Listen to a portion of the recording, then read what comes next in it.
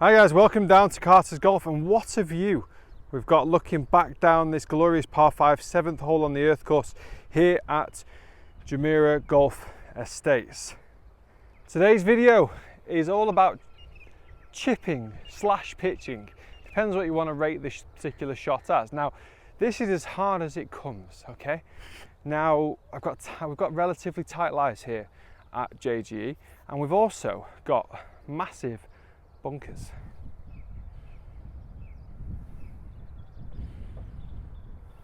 Yeah. Okay, so we're going to be pitching over that bunker.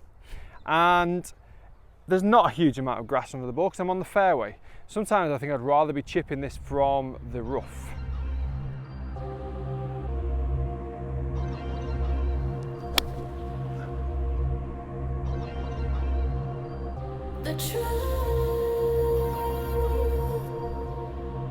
So guys, welcome down to Carter's Golf. Thank you very much for joining us.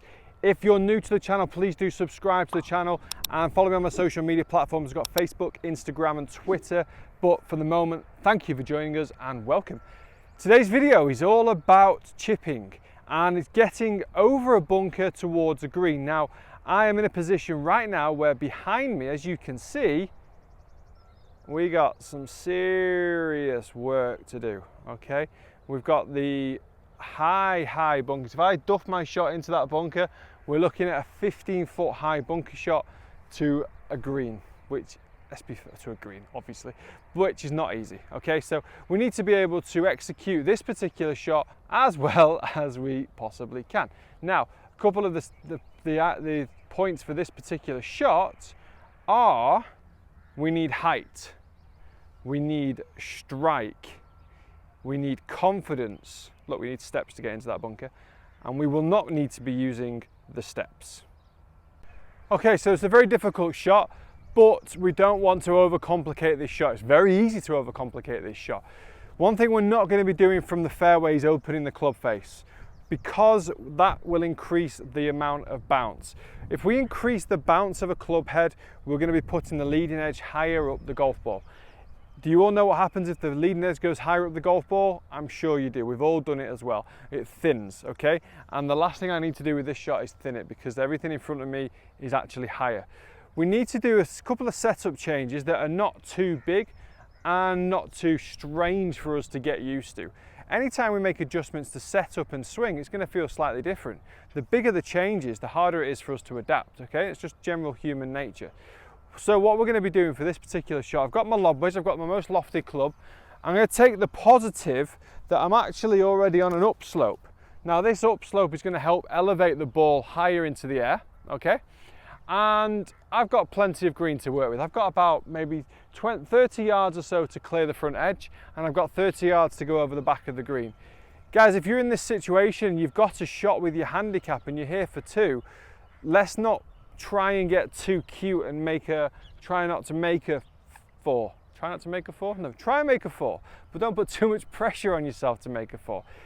If golfers, and I see this too often as well, if the golfers that are maybe 16 handicap or above, if they can just chip or pitch once and two putts, scores will drop. Lots of mistakes can happen from this, so we're going to be talking about the technique of the shot as well. But what I'm going to be doing here is putting the ball position just slightly forward in my stance. This is going to encourage a slightly higher launch angle at impact, making the ball pop up off the club face ever so slightly higher. Therefore, it makes the distance of the shot less, so we're going to need to swing ever so slightly further. But we don't need to open the blade and give it the big swing out to in Phil Mickelson flop shot. That is just not necessary. We want to just put the ball position slightly further forward. Now for chipping and pitching, we want to try and keep this blade working as straight as we can relative to the target line, okay? If we get the club head working back straighter, we therefore make the club head work up steeper, which means then hitting down on the ball, A, we're going to get backspin, but B, we're going to get height, okay? If a sea golfer's swinging it from inside here, then the chances are of hitting the ground before the ball or not hitting the ground at all, and we thin straight through the middle of the ball. So swing path with chipping and pitching is absolutely vital. I'd rather see golfers swing it slightly out to in, so at least then we have the angle of attack to hit down on the ball. So I'm going to take my setup, I'm going to put the ball slightly further forward in my stance, going to pop the ball with a straightish takeaway,